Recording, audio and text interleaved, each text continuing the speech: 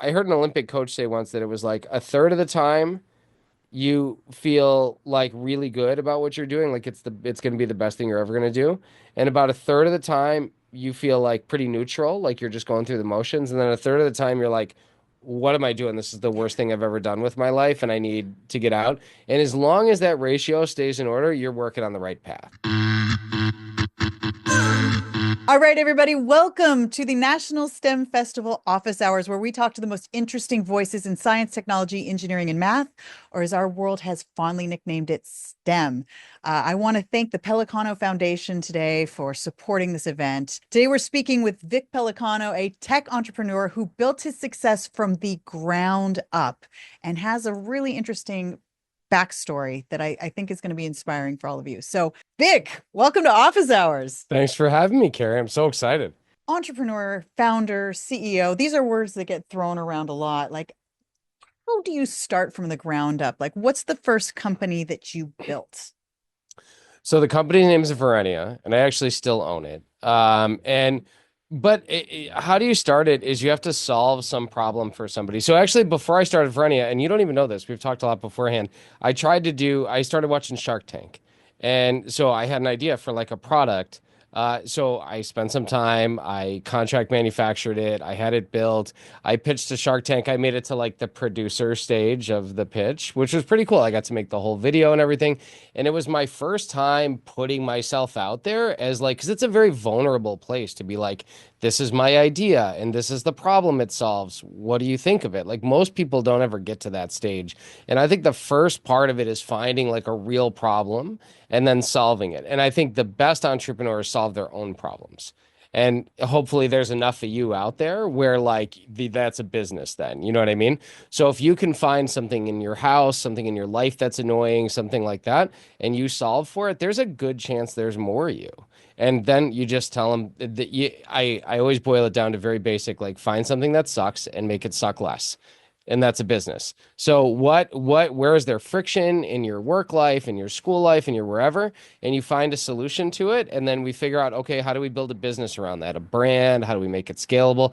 Those are all future things. The core of it is solving a problem. So what problem are we going to solve? And then how many people can we solve it for? That's what we call market size, right?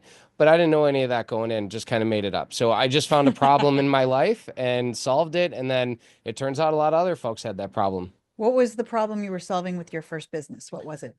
So manufacturers sell complicated products. So like this chair probably comes in a dozen different colors and a dozen different options, right? So how do you make this chair at scale when it can be anything you want it to make? So what you end up having is what's called a product configurator, a CPQ. So a lot of these will come out like the new Tesla comes out and you go online, you configure your car, right? That's where most people's experience with it is.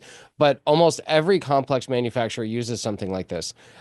So that was the system I built and eventually exited from. But it stemmed from I worked for a manufacturing company in sales. And so when we would sell a product and the customer would be like, okay, well, I need this option, this. First, I'd have to be like, well, you can't put this in this because those things are incompatible, or you can't do this, or you actually need this other thing. But I just had to memorize all that. We had big binders, you know? And so you'd memorize all that. And it was like almost impossible to like not miss something. So there was like four people who had to check everybody's order afterwards. And then it was like, boy, how do we smooth this process out? Like this feels very painful. And I was young. I was in my like mid 20s at the time and I was like just kind of thought this is the way it went, but I had a computer science background and I automated it for myself and then I automated it for a lot of other people. So you didn't make it to the floor of Shark Tank to present it. So what did you do to sell it? Did you build it yourself? So this wasn't the Shark Tank thing. The Shark Tank thing was actually a closet that you hung on the wall. It was called the closet. And I still have The the video. closet. Yeah, right. That's true. A modern family storyline. It's true. 100% true. And it like hung on the wall. And the idea was I lived in a tiny apartment with my wife, and she moved in, and like the amount of floor space for dressers just wasn't working. So I was like, man, if I could just mount that dresser to the wall, like I'd have all this floor space and we could cover the same amount of stuff. But ended up not going anywhere because Shark Tank didn't fund it, and it's a very expensive operation. Plus, I founded Verenia around the same time, and that was a much more in my wheelhouse. So Verinia is the one that Yes, smooths the manufacturing process. correct. And so you saw that as an issue where you were working and decided to go off on your own, solve that issue and make your own company. That's right. Now, when you came up with this idea, were you going straight to investors, or how do you build a company starting from scratch like that? Like, I see a lot of kids at the National STEM Festival and they've got a great idea and they want to implement it. Like, how do you start to build a company? You sell it to somebody else, not the company, but you sell the product. I see a lot of people like sitting around with spreadsheets and engineering something to death. And then you're like, what do the customers say? What do your prospects say? And they're like, well, I haven't told anybody about it yet. It's problem one. Because you're not going to build the perfect thing in the lab. You're going to build it in conjunction with customers, partners. So I was blessed with two business partners in my Verenia venture who had lots of experience in the manufacturing software space. So they had lots of contacts. So we started building. We talked to the market and we said, hey, this is what we want to build. What do you guys think it should have? What do you think it should do? And then that feedback loop, right, makes a great product, much better than we would have made sitting around because you don't actually know what they need solved, even if you're in the industry to make it like big enough for everybody. You have to be talking to people all the time. So my answer is if you're going to build it, you have to sell it. Otherwise, it's a hobby. And so if you'd like to sell the thing, start selling it right now. Sell it before it's done. Sell it before the idea is ready. Before it's done. Yeah, way before it's done. I can't tell you how many PowerPoints I've sold in my life. Bring somebody a PowerPoint, be like, if it did this, would you buy it? And they're like, yeah, instead of spending 6 months building it and then finding out nobody wants to buy it, why don't we find out today? And then you can build it around what the need is and what the problem is. Exactly. Build the airplane on the way up because it's Okay, I don't know about that. That's a terrible analogy. depends on, yeah, but I mean, if it's software, especially, yeah. You know what I mean? I think with anything though, like that's why you see marketing videos come out well before the product. It's so they can iterate on the feedback. Okay, what people did like, what didn't they like?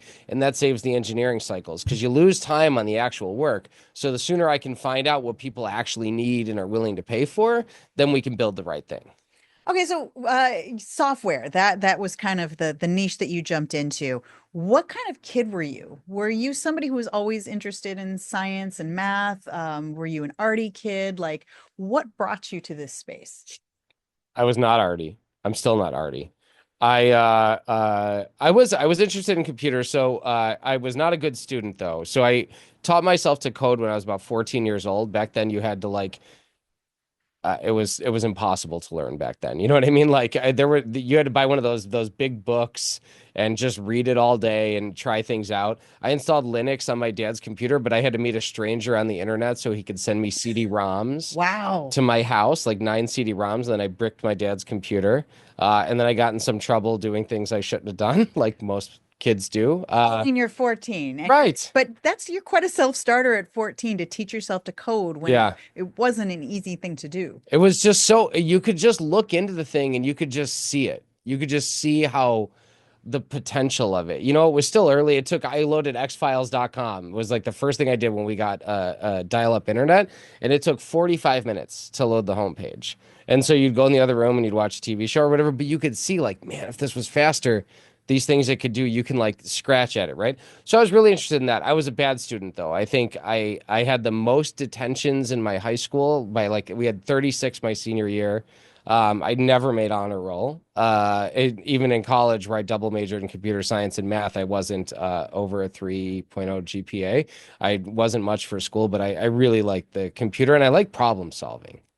So do you think it's a myth that you have to be a straight A student all the way through, go to all the best colleges in the world to get to be a successful person? I mean, am I successful? Because if I am, then yes, it's the myth is busted, right? I mean, like if you can look at me and be like, man, that guy's got a good life. Like, he sold a company, he's had multiple exits. and I was not a model student. And, I think most CEOs and entrepreneurs in the world tend to be the ones who aren't following the instructions of what out of the Lego box. You know what I mean? Like they're like, I'm just going to figure it out on my own. And that's it's a mentality thing more than it is a can you follow the structure? School rewards you for being able to follow like the instruction sheet really well, Mhm. but the world rewards you for creating value for it. Okay. So you're 14, you're learning coding. What kind of essential skills or challenges did you have to what kind of challenges did you have to get through to try to become a successful adult? Yeah, my so when I was about 17, my mom was diagnosed with terminal cancer. I had gotten accepted to U of I because despite my grades, I did really well on my ACT. And that was like my dream school. And then she got diagnosed with cancer. So I ended up going to a very small college in like right near my house so I could be close by. And then she ended up passing away like my junior year of undergraduate. And then I just stuck around because I was already, I'm 3 years into the program there. It was always her dream. I went to law school, so I went to Loyola Chicago Law School. And then and I worked full time, by the way. I double majored in computer science and math, and I worked full time across 3 jobs. I was delivering pizzas, working in the computer lab, and washing dishes. Dang, you're scrappy. That And is that is tough. and 22 credit hours a semester to double major. And then I went to law school and I worked full time at a law firm as a law clerk, making $10 an hour, 8 to 5 downtown. And then class was 6 to 10, and that was 5 days a week. And it was all about an hour and 15 minutes away from my house, and I would have to drive to and from every day. Um, but about 3 years into my law school career, my dad died. And then I screwed up my FAFSA paperwork. I was an only child, so I had to take care of like the whole estate, the house, Oof. everything. And and I screwed up my FAFSA paperwork. I didn't file the papers on time. So when I went to go back for my very last semester of law school, they were like, "Hey, okay, that's great. We'd love to have you back. Where's your $14,000 or $20,000 for the semester?" And I was like, no, I have loans for that." And they were like, "Well, no, you don't because you didn't do the paperwork." And I was like, "Ooh." And they were like, and I was like, "Okay, well, can I just come back next semester? I'll figure it out or whatever." And they were like, "Well, this one class you need to graduate is only offered every 4 years." What? So what did you do? I just left the building and I had no idea because that was my way out of this life. I was homeless. I had the house I grew up in, like literally, this is 2008, by the way. So the house I grew up in, they foreclosed on. They sent somebody to go live there, so I couldn't live there anymore. But I lived there while they shut the power off, the water, everything else. Like watch the house you grew up in as a kid just kind of die. And then yeah, I didn't know what I was going to do. That was probably the worst. And the one thing I had was like I'm going to be a lawyer. You know what I Mhm. mean? And I'm going to make money and I'm going to get out of this life. I'm going to live my parents' dream.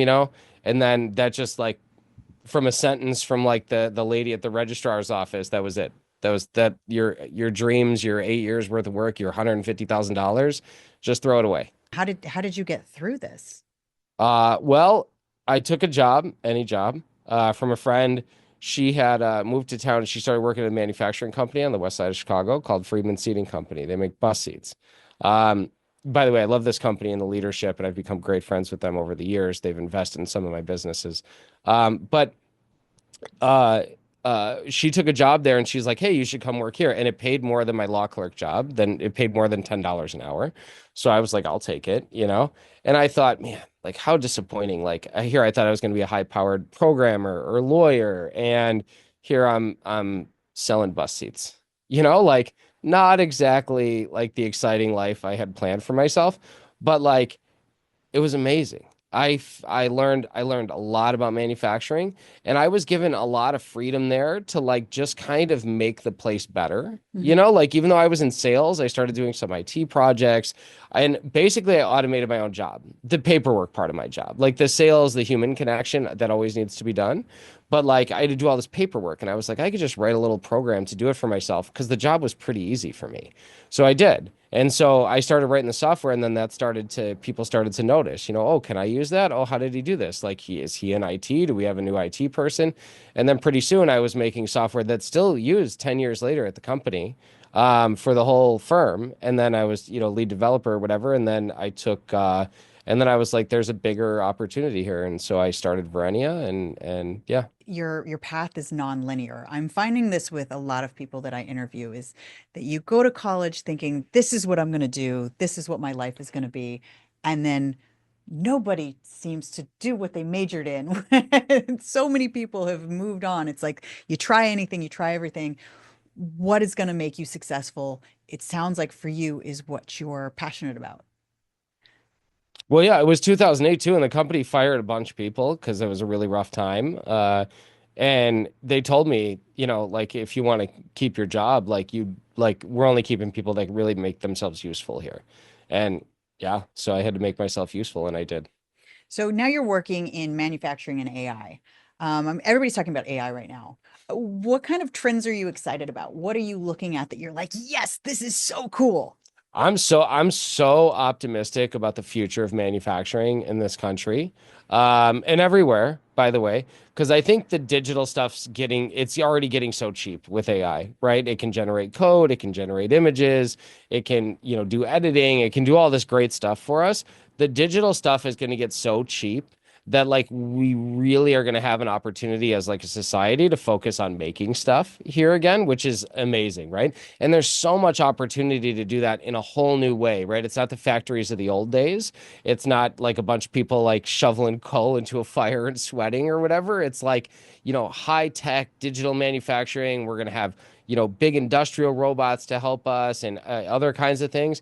And so I'm so optimistic about the future of manufacturing and the way they work together to make a really cool environment to make stuff. Because at the end of the day, when you think about it, it's really weird that we spent the last 30, 40 years just talking into the computers. What do we do all day except we eat, we drive cars, we use things in the physical world, right? But we don't make any of it. And so I get very excited about the idea of seeing more of it, seeing new creativity, seeing young people have the opportunity to start their own manufacturing companies or get involved in manufacturing in the supply chain, is very exciting to me. So it sounds like you're still doing the same thing you've always done, is looking for a problem that needs to be solved. And so now you're solving something in the manufacturing space. So if a kid wanted to grow up and be an entrepreneur themselves, like what do you think that they should focus on learning now? Because it seems like technology is changing, everything's changing. Jobs that of the future haven't even been invented yet. So how do you train for careers that might not even exist yet? I think the idea that uh, you can train for a specific thing is like, doctors, things like that, lawyers, probably always going to exist in some way.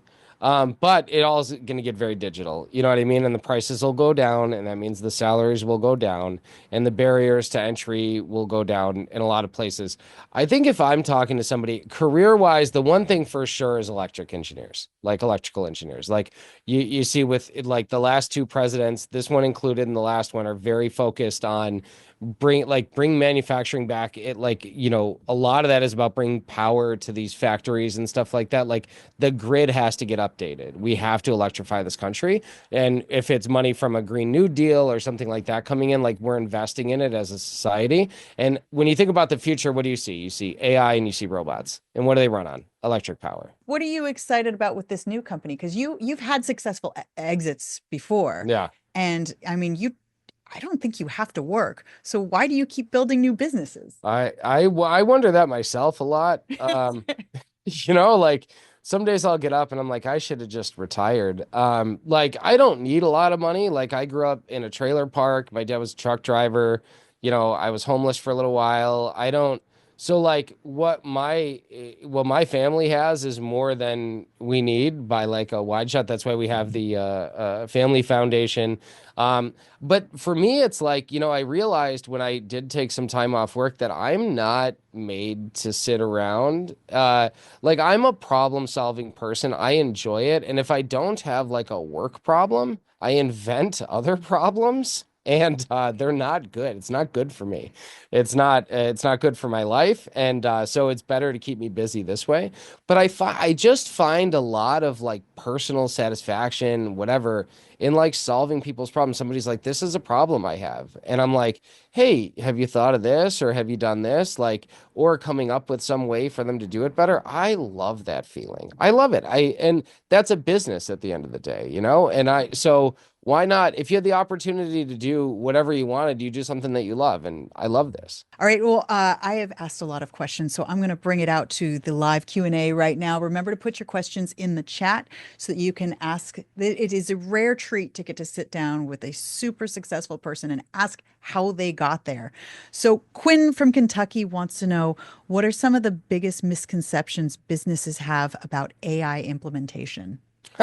I'm telling you, do not underestimate student questions. Who was that? This is Quinn from Kentucky wants to know. Quinn asked a very salient question. What are the misconceptions? Let me repeat it. What are the What are the misconceptions? misconceptions businesses have about AI implementation? It's like the misconception they have, there's twofold. There's two camps. One is that it's going to solve, they're just going to bring it home, turn it on, and it's going to solve all their problems. Obviously, that's not how it works. Nothing works that way because their problem probably doesn't have anything to do with the digital world. You know, it's to do with some relationship with some vendor, or some relationship with a customer, or some product that's in testing and failed. You know, like there's so many problems that have nothing to do with the digital world that AI can't fix. I think so. There's that, and then the second side is that it's useless and it's all hype and it's like the next cryptocurrency or Dogecoin or whatever, and it's just going to go to nothing and be pointless and it's a bubble, right? I think they're both wrong. I think strategically it has value for the business, but I think the business needs to decide what, like, it still has to factor into the business priorities, right? The most important thing a good leadership does is prioritize. And because there could be 10 things we can do next quarter, but what are we going to work on?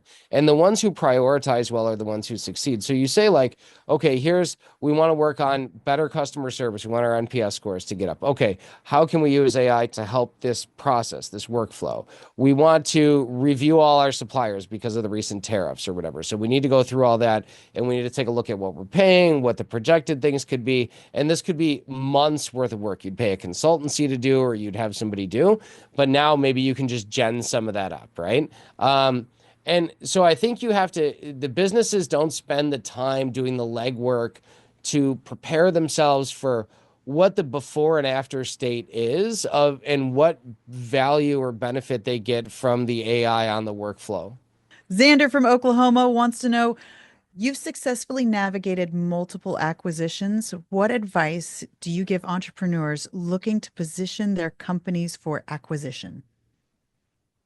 How are you going to sell your company? I will await the equity position I'm getting in this gentleman's firm for this advice. But the answer is don't sell it. The answer is always don't sell it. The answer is always say no. And then until somebody makes you say yes. You don't position it to sell it. You never do that. That's a mistake. You position it to be the best company on earth and to make the most money and to be the market leader. And you force somebody to rip it out of your hands. And you make it so painful that they just have to keep piling money on you. So you're solving a problem and somebody really wants that problem solved. They have to get it from you. They have to. And the acquirer, you just make sure that like if you keep growing and you keep making money, your problems, you don't have any problems. You don't position your company for an acquisition. You position your company to be great. And if an acquisition comes, then like I said, your first answer is no. Okay. Your first answer is no. I like that. This question came in. It's anonymous. How do you manage to balance being a successful entrepreneur, husband, and a father? How do you find that work-life balance? I have a great partner. I think about my wife, like I think about if you ever saw like Avengers, where like Scarlett Johansson goes and like touches like the Hulk and then he turns into like Bruce Banner. Uh-huh. Like that's it. It's that kind of thing. It's like, that's the magic she brings. I think about it all like a job though. And maybe that's weird, but I think like as a husband, it's a job. It has responsibilities. It's like, what are the key responsibilities? What are the requirements for this role? And I think, and my life rule is I do my job. Like whatever my job is, I'm doing it. Nobody's ever going to say I didn't do my job. Like I do every detail of it. So, husband, job, father, job, and you got to be a different father to every one of your kids because you're a different person, they're a different person.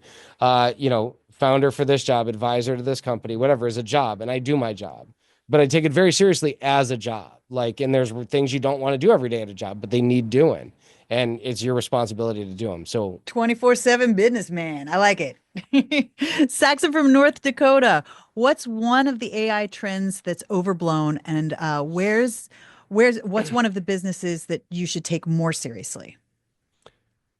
anytime you hear the word agent, delete it from your brain. It doesn't mean anything. The word has no value. What do you mean by that? AI agent. It's a technical term. A lot of people are talking about it right now.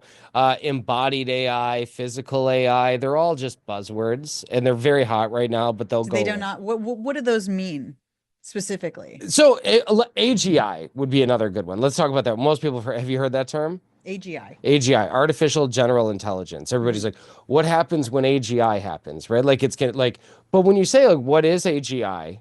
There's no answer. Nobody has an answer. So I don't know how I'm supposed to talk about this particular thing. I get asked about that a lot, and I'm like, what is it? And then no answer. So I don't know. Yeah, that's I what I'm asking you right now. I think all the buzzwords about AI are garbage and overblown. I think agentic AI is silly sounding. It's just like I don't know why these words exist. AGI definitely though takes the cake as like the most overblown threat to society I've ever seen in my life. It's a tool. People are allowed to have tools. We will have tools. We will have better tools, and it's not going to ruin the world. So this is just one more tool to add to your tool belt. I do think that a lot of people are trying to fake their way through understanding AI right now so that they can be the authority. And there's definitely, it seems like it's attached to every single business now, no matter what it is, they have some sort of AI capability. But I mean, at the end of the day, my microwave has artificial intelligence. Everything does. It always has. It replaced the word software. Yes, absolutely. All right. So Louis wants to know there seems to be some hesitance around AI adoption in the corporate space, particularly around trust and accuracy of AI generated outputs. How can AI companies better address this resistance to adoption? Again, it's about the affected work streams and the value.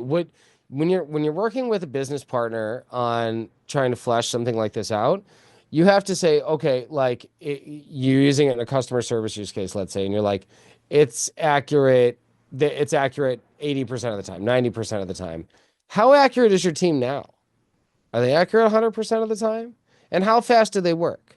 Like if you get held to it has to be perfect every minute of every day standard, like in anything you sell, Mhm. it's never going to work. It doesn't have to be perfect. It has to be better than what we have today and cheaper. That's it, right? It's never going to be perfect. So, but part of that resistance is like sometimes there's protectionism, right? It's their team's the one affected by it. Maybe their team goes from 50 to 40 afterwards, or maybe their team just doesn't want to adopt it because they know their job and this computer doesn't know any better. Those are different arguments, but you're not getting to the core of it when they're just not adopting AI. You're seeing a large push right now of people like, well, it's not perfect, so we're just not going to adopt any of it. And like, but the more strategic firms are definitely adopting it faster. I mean, JP Morgan, Goldman Sachs, the big firms are getting into it. The smaller ones, they need some convincing, but they'll get on board too. Evolve or go extinct. I mean, if you didn't get a computer and you just kept on the typewriter, your business is not going anywhere. All right, I've got Rachel from Florida wants to know if you were starting from scratch today, what AI driven business opportunity would you pursue? I think you are starting from scratch again because you have a new company. So that's what your company is now, correct? It is. It is. Yeah. I guess though, but mine's a couple years old now, which in AI times you might as well be 100 years old, Okay. right? Okay. So it was so if I you started from scratch today, what would it be? I'll tell you, I don't know if I would I don't know if I would do tech. I think it's going to come to the real world soon, and I think there's a ton of opportunities in like how to use more automated tools to make a business that operates in the real world. You know, and again, and then you fall back to like how do you create value for people based on your skill set, right? Are you artsy? Okay, well now I can use ChatGPT to write my marketing materials, and I can use this other thing to help make my website. Like I can just be more effective, right, and faster at doing this other thing. I think there's going to be a lot of opportunities for people who want to meet in person in the coming years because like I said, and maybe I'm wrong, maybe I'm just too optimistic, but I think the digital stuff is just going to come so fast and so furious that it's going to exhaust people. The pendulum always swings. Yeah. And it's gone digital and it's gone more and more digital the last however many years. And I think it'll swing back. I think what you're going to see the next generation of entrepreneurs, I would love to be an entrepreneur in this generation. Because, like, think about it. When we were younger, like, if I wanted to know about penguins, I had to write down the question and go to the library and go find the penguin books by learning the Dewey Decimal System to go find them, right? And then learn about like I had to be really motivated to know about penguins. Now, like then the internet came out and I was like, you just Google this. And then there was Wikipedia and it was like, oh my God, it's there. And then and now it's like ChatGPT, right? And I could just pull up whatever I want to know about penguins. And yeah, maybe it's not accurate, but maybe the stuff I read in the book wasn't accurate. I mean, they told me my blood was blue when I was in school. You know what I mean? Everything's not accurate. But like the access to information. So if I'm starting a business today, all the mentors I had to seek out who taught me sales, taught me customer service, taught me, product building, all that kind of stuff, building trust and value in a brand. Now you can just access it. You have like the world's experts at your fingertip. Every business book ever written, every insight. I would love to start over. You know what I mean? I would love to be young and have that thing. Like, you know, I can't tell you how much I relied on those mentors of mine back then, and now to think that like they don't need them is amazing. So you're just being hungry is something that you've always been. So it sounds like if you're going to be an entrepreneur today, you would be the same guy you were back then, just a whole new set of awesome research tools for you. Right? Yeah, tools. Yeah. I needed more tools, and that's what they have now. All you guys on the call, everywhere else who watches this, you have amazing tools, the best tools humans have ever had in terms of knowledge, like synthesization, and you have it right there at your fingertips. God bless you. You know what I mean? Now go to work with it. You got the tool. You got more time to be creative because the tools are making it easier. That's right. All right, this is our last question here from Emily. What habits or practices have helped you stay focused and consistent as an entrepreneur? I'm not sure there's anything as consistency when you're an entrepreneur because I heard an Olympic coach say once that it was like a third of the time you feel like really good about what you're doing, like it's going to be the best thing you're ever going to do, and about a third of the time you feel like pretty neutral, like you're just going through the motions, and then a third of the time you're like, what am I doing? This is the worst thing I've ever done with my life, and I need to get out. And as long as that ratio stays in order, you're working on the right path. And so I think the consistency is being able to deal with the flows of that particular thing and still be sure that it's the right thing. You know what I mean? Like the discipline is destiny, getting up every day, doing what you got to do. But also knowing that you're going to go through terrible, dark times and like the brightest happy days. And if you're like me, like that's my adrenaline rush. That's my juice. That's my fix, is that like up and down and like, I keep my regular home life like very consistent and nice, with like a long-term partner. So this is where I get that roller coaster of emotions is in my business life. And I think the trick is to just expect it and to like be comfortable with it and figure out whether you like it, because if you don't like it, you can't play this game. That's all this game is, just dealing with the emotions of your customers, your partners, your employees, your family, and it all comes to you, right? And you've got to be able to digest all that and then like act on it. And if that ain't for you, then, there's a very simple exit ramp for you. But like if you can handle it, man, the world rewards you. I think it's important to understand when you're young that having that fear or believing that maybe you're not good enough is something that everybody has. Even the most successful man in the world has a little bit of imposter syndrome at some point. Like everybody doesn't everybody is the same. We're all more alike than different. And even the most successful man can walk in the room and feel like, oh my God, maybe I'm not doing this right. So don't be scared of that. Amen. Amen. Okay, well, that is it for us at nationalstemfestival.com. Thank you so much for coming to this office hours. This has been a really special office hours for me because we actually get to do it in person. Thank all of you out there for submitting your questions for the live Q&A. And this and more will be on demand at nationalstemfestival.com. We'll see y'all next time.